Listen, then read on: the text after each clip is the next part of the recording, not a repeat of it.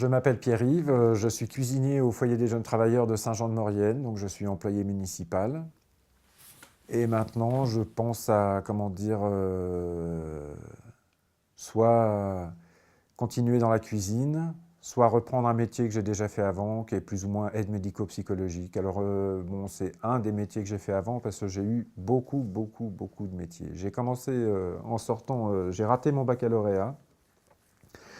Et mes parents pensaient que je reprendrais mes études. Et je suis rentré chez Renault, où j'étais peintre au pistolet. Et finalement, je suis resté 1 an chez Renault, où j'étais très bien.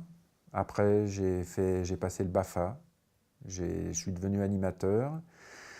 Et il s'avérait que, à l'époque où j'étais musicien, on avait énormément de mal à trouver des locaux de répétition. Donc je me suis dit, pourquoi pas monter une école de musique, enfin quelque chose de conséquent dans la ville où j'habitais. Et donc j'ai monté cette école de musique qui s'appelait La Clé des Champs. J'ai continué dans ce créneau-là, animateur, programmateur, dans diverses structures, mais j'ai aussi, comment dire, j'ai ramassé les poubelles, j'ai travaillé plusieurs années chez un tatoueur, j'ai fait du piercing, j'ai été chef d'équipe dans une entreprise, j'ai fait un peu tous les métiers et j'ai travaillé beaucoup dans la restauration, mais j'ai réussi à mêler la restauration et le métier de programmateur musical. J'ai des très bons souvenirs de la période où j'étais animateur, programmateur dans des structures, des cafés-concerts. Alors les cafés-concerts, c'était un label qui avait été créé par Jack Lang en 81, où c'était de la culture subventionnée. Donc on n'avait pas à se soucier, on n'avait pas de problème d'argent, il faut être honnête, et c'était déficitaire. Mais en même temps, il y avait une ambiance du tonnerre de Dieu et surtout, euh, on apportait vraiment la culture dans des endroits où elle n'y aurait pas été sans nous, quoi. Donc ça, c'est des très bons souvenirs. Aide médico-psychologique, ça m'a laissé aussi des bons souvenirs, parce que je suis parti 2 fois aux États-Unis avec des handicapés. Une première fois avec une handicapée qui travaillait chez Apple. Donc on est allé en Californie, à San José, où on est allé voir l'Apple Expo de Chicago et tout, etc. Et la deuxième fois, j'ai emmené un handicapé dont le rêve était, qui était fanatique de sport automobile, et on allait voir les 200 miles de Daytona, ou les 500 miles, je ne sais plus. Donc on est resté 10 jours en Floride, et à chaque fois, c'était vraiment des bons souvenirs. Sinon, de la vie professionnelle, ce que j'en retiens quand même, c'est que, d'une manière générale, beaucoup de conflits, beaucoup de problèmes de hiérarchie, et je suis pas prêt. Enfin, moi, je pense que quand on travaille, on a un salaire, mais qu'on n'est pas corvéable. Donc, ça m'arrive souvent de m'opposer à ma hiérarchie, et donc à chaque fois que j'ai travaillé dans de bonnes conditions, c'était soit dans des petites équipes, soit en m'occupant d'un handicapé, c'est-à-dire de rapports directs. Mais dès que je rentre dans le monde de l'entreprise, euh, j'ai des difficultés. C'est pour ça que je suis aussi bien au foyer des jeunes travailleurs, parce que là aussi, c'est une petite équipe, on est 4, et finalement, on se respecte, même si on n'est pas d'accord les uns avec les autres sur les fondements chacun de nos vies personnelles.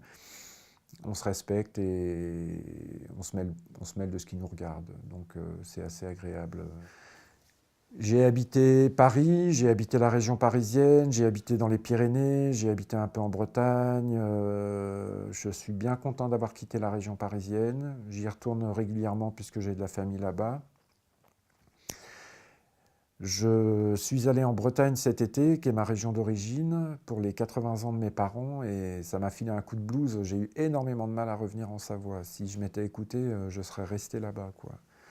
Donc ça, c'est un projet sur le long terme, c'est d'aller habiter là-bas, d'aller en Bretagne, parce que là-bas, il y a une vie philosophique et sentimentale unique, je trouve, que j'ai retrouvé dans les Pyrénées d'ailleurs, mais les Pyrénées, c'est plus un melting pot. Il y a des gens qui viennent de droite et de gauche.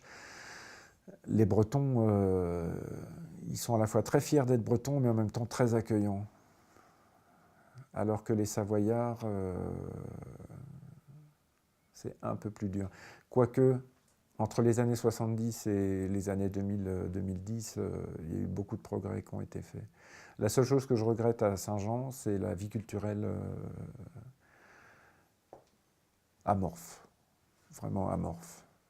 Il n'y a pas de vie culturelle et les seuls qui essayent de faire de la culture, finalement, ils sont vilipendés. Donc, c'est un peu le chat qui se mord la queue.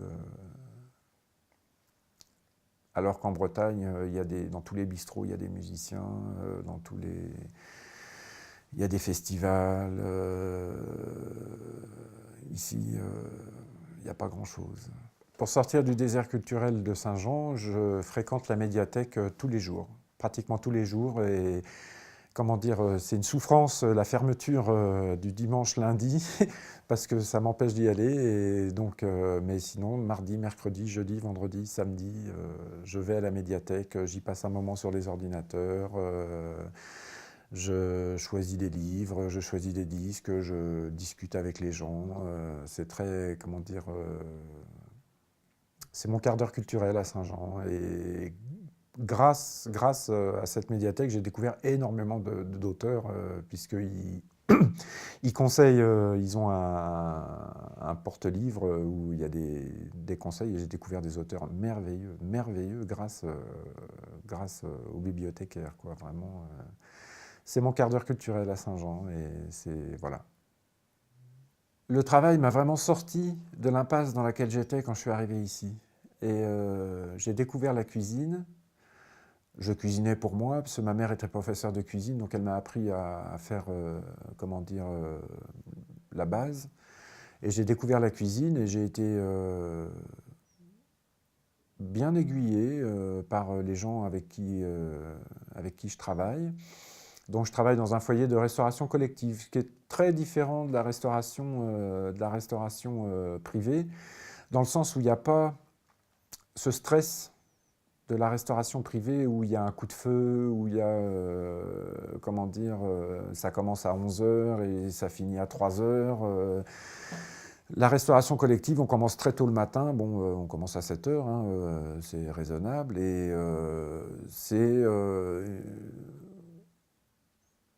il y a une routine. Il y a vraiment une routine et on s'installe dans cette routine et c'est très confortable. Il ne faudrait pas penser que c'est une routine qui pèse. C'est l'inverse, c'est une routine qui rassure, c'est une routine qui, comment dire, qui permet de s'exprimer finalement, puisque on peut sortir du cadre sans problème, les autres sont là, on travaille vraiment en collectivité. C'est à la fois de la cuisine de collectivité et en même temps c'est un travail collectif. Alors que dans la restauration privée, c'est chacun pour soi. J'ai été serveur quand même pas mal de temps et le seul bon moment, c'était quand le travail était fini et qu'on mangeait. Alors là, c'est très marrant parce que dans la restauration privée, on mange après les autres. On mange après les clients, donc on mange à 2 h, 2 h 30, 3 h, etc. Alors que dans la restauration collective, on mange à 11 h du matin. Donc c'est une habitude à prendre. Bon, ça reste quand même, les cuisiniers mangent avec les cuisiniers, les femmes de service avec les femmes de service. Dans la restauration privée, on mangeait tous ensemble. C'était peut-être un peu plus sympathique, mais bon, d'un autre côté, on mange vite. Ça, c'est... comment dire, mais bon, parce qu'après on doit enchaîner, les premiers clients arrivent à midi moins le quart, donc on mange à 11 h, le temps de discuter, de faire. Mais moi je pars à 11 h, donc je ne vis pas ce coup de feu, ça m'est arrivé de le faire parce que j'ai dépanné. C'est ça qui m'a permis d'ailleurs d'avoir de bonnes relations, c'est qu'à chaque fois qu'il y a eu besoin que je reste, parce qu'il manquait quelqu'un, ou j'ai toujours proposé de moi-même de rester, j'ai pas attendu qu'on me le demande et tout, etc. J'ai vraiment... ça me semblait tellement évident de me dire je ne vais pas les laisser dans la caille comme ça. Donc je suis resté et c'est petit à petit que j'ai gagné. C'est une place que j'ai gagnée. C'est très valorisant.